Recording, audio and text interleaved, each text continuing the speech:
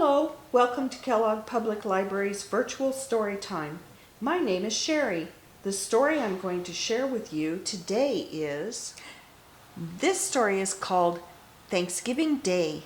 Story by Anne Rockwell, pictures by Lizzy Rockwell.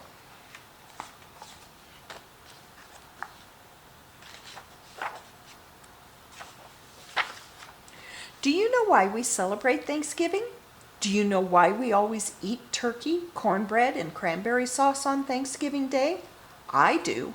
I learned why in school.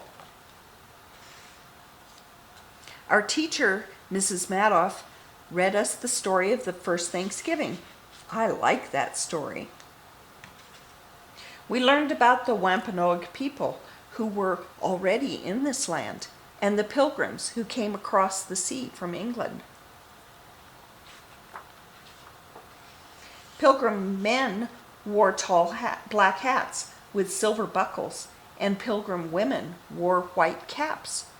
Wampanoag people wore leather headbands with feathers in them. After the story, we put on a play. I went first. I was the ship called the Mayflower. I told how I was thankful that I tossed and rolled and tossed and rolled some more, but didn't sink in the big waves far out at sea. Evan was a Wampanoag named Samoset. He was thankful for all the wild turkeys that lived in the land. His people called Massachusetts. He told how one day he saw the Mayflower sailing towards his land. Sarah told how all the pilgrims were thankful when they finally reached land. They named a big rock Plymouth Rock after the place they came from in England. They saw lots of wild cranberries growing. That's why we eat cranberry sauce at Thanksgiving, Sarah said. Nicholas told how he was thankful for forests full of trees. The pilgrims chopped them down to build warm houses. Pablo was Squanto. He was thankful that all the kernels of corn the Wampanoag people planted sprouted and grew tall and green. Sam was thankful that Squanto told him wild turkeys were good to eat and taught him how to hunt them. The pilgrims had never seen a wild turkey in England. They had never tasted one either. It was delicious.